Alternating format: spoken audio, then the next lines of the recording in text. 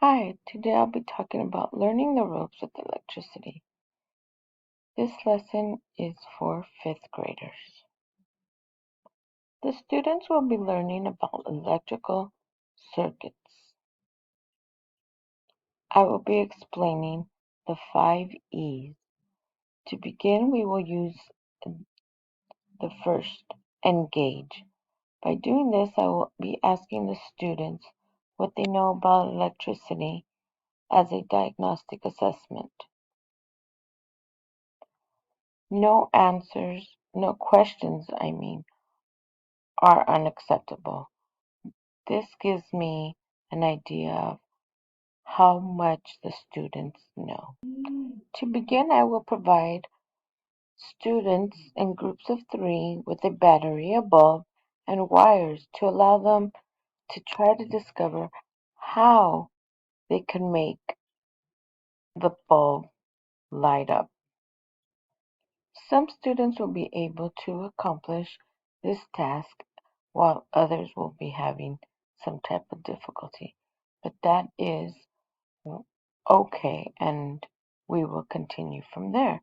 This is for me to get an idea of what students know. The next E is explore. In explore, we are going to have the students make a circle with a rope, and we are going to close the circle at the ends. This is going to represent a circuit. Students are to learn about how electrons flow. Once again, questions will be asked, and this is where they try any ideas that they might have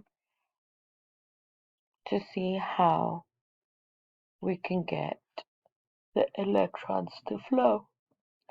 Students will be making guesses, hypothesize about why and what is needed to make this work. Do they need a battery? Do they need what type of electricity is needed and where is it going to be coming from? The next E we go on to is to explain. We're going to explain questions like why is the energy flowing? What happens to the energy when the circuit is interrupted? These are the type of questions we want the students to ask. That way they get more answers. They get better understanding of what is going on. After questions are answered through the explain, we will elaborate. By this method, we're explaining how electricity flows and it is all around us. They will be able to understand how the high voltage overhead cables are different from the smaller extension cord wires that we use inside our home. The voltage makes a big difference.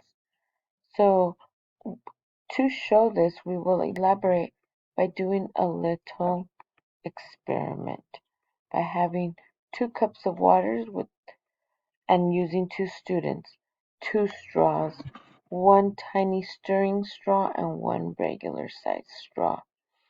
These cups will have water in them, and to show them how the difference in size works is the same way the different size in electricity with the wires works. The students will slurp up the water, and by doing so they will see that because of the different size of straws, the water will go quicker on a bigger straw. With this quick experiment, the students will now know why electricity for an entire city has higher voltage while the ones at home we can run through smaller extension cord wires. The next E we will come to is evaluate. We will have students draw and label models of an electric circuit in their science notebooks. This way they can label them and know exactly what each part is. This will give me better understanding of where the student stands on the assignment and how much understanding they are getting about the energy and where it is coming from. Thank you, and we hope you have a good night.